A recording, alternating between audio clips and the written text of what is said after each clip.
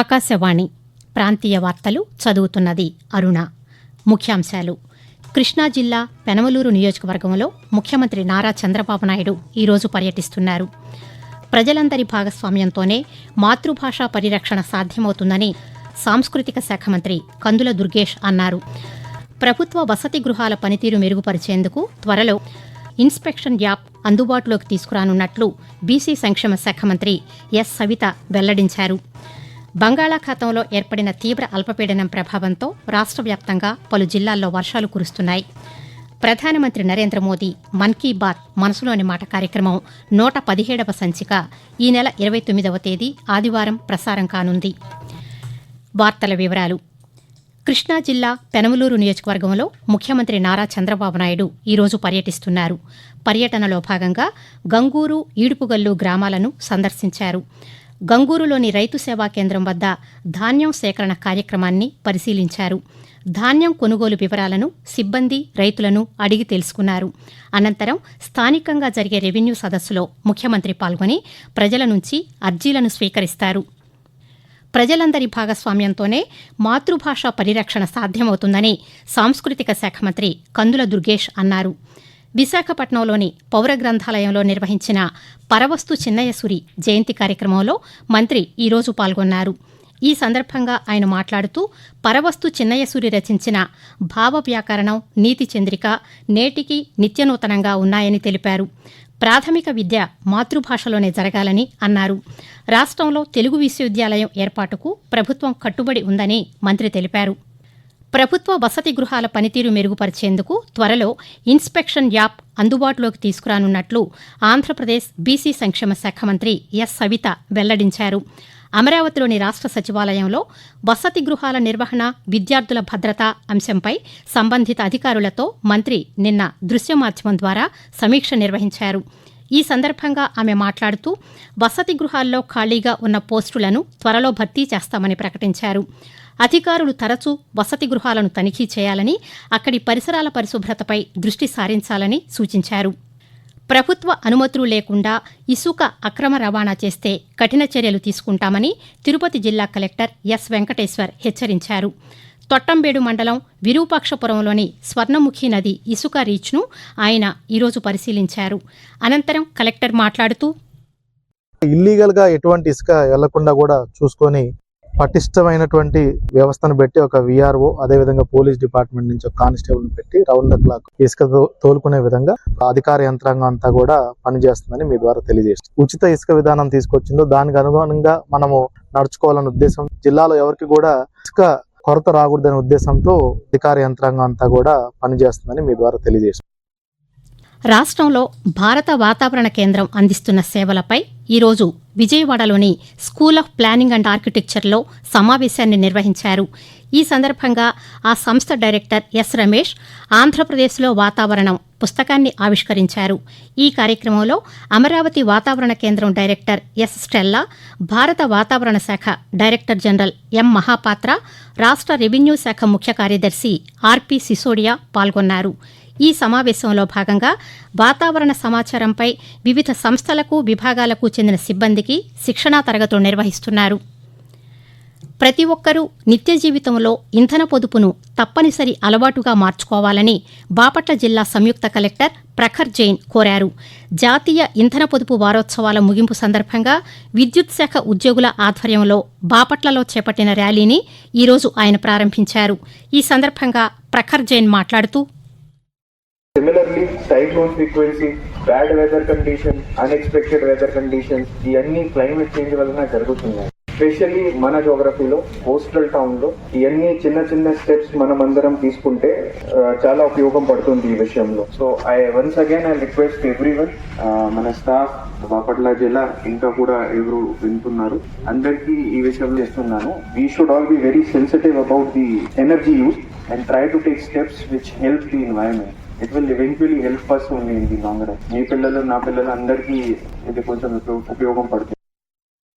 బంగాళాఖాతంలో తీవ్ర అల్పపీడనం కొనసాగుతోందని, ఇది వాయుగుండంగా బలపడే అవకాశం ఉందని అమరావతి వాతావరణ కేంద్రం వెల్లడించింది. దీని ప్రభావంతో రాష్ట్రంలోని పలు జిల్లాల్లో భారీ వర్షాలు కురుస్తాయని తెలిపింది. కోస్తాంధ్రలో పలుచోట్ల మోస్తరు నుంచి విస్తారంగా వర్షాలు కురిసే అవకాశం ఉందని, రాయలసీమ జిల్లాల్లో కొన్ని చోట్ల ఉరుములతో కూడిన జల్లులు పడే అవకాశం ఉందని వాతావరణ శాఖ పేర్కొంది. కాగా ఉత్తరాంధ్ర జిల్లాల్లో గత రాత్రి నుంచి వర్షాలు కురుస్తున్నాయి. ఉమ్మడి కృష్ణా, గుంటూరు, ఉభయ గోదావరి జిల్లాల్లోని పలుచోట్ల ఎడతెరిపి లేకుండా వర్షం కురుస్తోంది.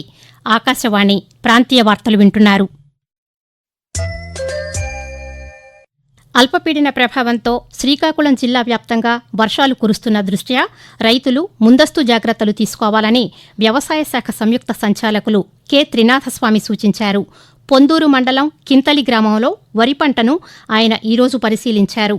ఈ సందర్భంగా త్రినాథస్వామి మాట్లాడుతూ, వరి పంటకి తీసుకున్నట్లయితే ఇప్పుడు తొలకరిలో 3,60,000 ఎకరాల వరకు కూడా సాగు అయింది ఖరీఫ్కి సంబంధించి. సో దీంట్లో ఏంటంటే మనం 30 మండలాల్లో ఇంచుమించుగా 24 మండలాల్లో ఇంచుమించుగా 70 to 90% వరకు కూడా హార్వెస్టింగ్ అయింది. ఒక 6 మండలాల్లో ఇచ్చాపురం కాన్స్టిట్యుయెన్సీ, అదేవిధంగా పలాస అండ్ వజ్రపు కొత్తూరులో కొద్దిగా తక్కువ పర్సెంటేజ్ ఆఫ్ హార్వెస్టింగ్ అవడం జరిగింది. ఇప్పుడు ఓవరాల్గా తీసుకుంటే 76% వరకు కూడా హార్వెస్టింగ్ మొత్తం త్రూఅవుట్ ద డిస్ట్రిక్ట్ అవడం జరిగింది. ప్రధానమంత్రి నరేంద్ర మోదీ తన మనసులోని భావాలను ఆకాశవాణి ద్వారా దేశ ప్రజలతో పంచుకునే మన్ కీ బాత్ మనసులోని మాట కార్యక్రమం 117వ సంచిక ఈ నెల 29వ తేదీ ఆదివారం ప్రసారం కానుంది. మన్ కీ బాత్ కార్యక్రమానికి ప్రజలు తమ సూచనలు, సలహాలు అందించాలని ప్రధానమంత్రి కోరారు. ప్రజలు తమ స్వర సందేశాలను 180117800 నంబర్కు ఈ నెల 27వ తేదీ సాయంకాలం వరకు పంపవచ్చు.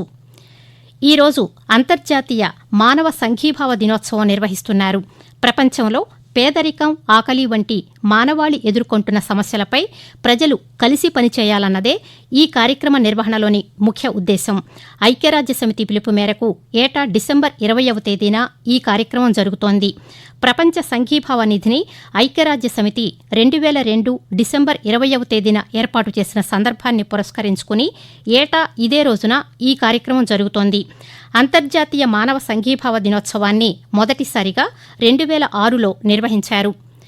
రాష్ట్రంలో ఇమాం, మౌజంలకు గౌరవ వేతనాన్ని కొనసాగిస్తూ ప్రభుత్వం ఉత్తర్వులు జారీ చేసిందని మైనారిటీ సంక్షేమ శాఖ మంత్రి ఎన్ఎండి ఫరూక్ ఒక ప్రకటనలో తెలిపారు. ఈ ఏడాది ఏప్రిల్ నుంచి ఈ వేతనం వర్తిస్తుందని చెప్పారు. ఆదాయం లేని మసీదుల్లోని ఇమాంలకు 10,000, మౌజంలకు 5,000 రూపాయల చొప్పున నెలకు గౌరవ వేతనాన్ని ప్రభుత్వం అందిస్తుందని తెలిపారు. రాష్ట్ర వ్యాప్తంగా ఇమాంలు, మౌజంలకు గౌరవ వేతనం కొనసాగించడానికి సంవత్సరానికి 90 కోట్ల రూపాయలు ప్రభుత్వం కేటాయిస్తున్నట్లు మంత్రి వివరించారు. పరిపాలనా సౌలభ్యం కోసం కృత్రిమ మేధ ఏఐను వినియోగించుకోవడానికి ప్రభుత్వం సిద్ధంగా ఉందని రియల్ టైమ్ గవర్నెన్స్ ఆర్టీజీఎస్ ముఖ్య కార్యనిర్వహణాధికారి కె. దినేష్ కుమార్ తెలిపారు. ఢిల్లీలోని గూగుల్ కార్యాలయంలో కృత్రిమ మేధపై జరిగిన కార్యశాలలో నిన్న ఆయన పాల్గొన్నారు. ఈ సందర్భంగా ఆయన మాట్లాడుతూ ఏఐను వినియోగించుకుని పాలన మరింత పారదర్శకంగా ప్రజలకు చేరువయ్యేలా చర్యలు తీసుకుంటున్నామని చెప్పారు. జనన, మరణ, కుల, ఆదాయ, నివాస ధ్రువపత్రాలను సులభంగా ఒకే చోట అందించేలా రాష్ట్ర ఐటీ శాఖ పనిచేస్తోందని అన్నారు. శ్రీకాకుళం జిల్లా అరసవెల్లి శ్రీ సూర్యనారాయణ స్వామి దేవస్థానంలో నిర్వహించే రథసప్తమిని రాష్ట్ర స్థాయి పర్వదినంగా ప్రకటిస్తూ రాష్ట్ర ప్రభుత్వం ఉత్తర్వులు జారీ చేసింది. వచ్చే ఏడాది ఫిబ్రవరి 4న శ్రీ సూర్యనారాయణ స్వామి ఆలయంలో రథసప్తమి వేడుకలు జరగనున్నాయి. ప్రాంతీయ వార్తలు ముగించే ముందు ముఖ్యాంశాలు మరోసారి. కృష్ణా జిల్లా పెనమలూరు నియోజకవర్గంలో ముఖ్యమంత్రి నారా చంద్రబాబు నాయుడు ఈరోజు పర్యటిస్తున్నారు. ప్రజలందరి భాగస్వామ్యంతోనే మాతృభాషా పరిరక్షణ సాధ్యమవుతుందని సాంస్కృతిక శాఖ మంత్రి కందుల దుర్గేష్ అన్నారు. ప్రభుత్వ వసతి గృహాల పనితీరు మెరుగుపరిచేందుకు త్వరలో ఇన్స్పెక్షన్ యాప్ అందుబాటులోకి తీసుకురానున్నట్లు బీసీ సంక్షేమ శాఖ మంత్రి ఎస్. సవిత వెల్లడించారు. బంగాళాఖాతంలో ఏర్పడిన తీవ్ర అల్పపీడనం ప్రభావంతో రాష్ట్ర వ్యాప్తంగా పలు జిల్లాల్లో వర్షాలు కురుస్తున్నాయి. ప్రధానమంత్రి నరేంద్ర మోదీ మన్ కీ బాత్ మనసులోని మాట కార్యక్రమం 117వ సంచిక ఈ నెల 29వ తేదీ ఆదివారం ప్రసారం కానుంది. ఆకాశవాణి ప్రాంతీయ వార్తలు తిరిగి సాయంత్రం 6 గంటల 10 నిమిషాలకు వింటారు.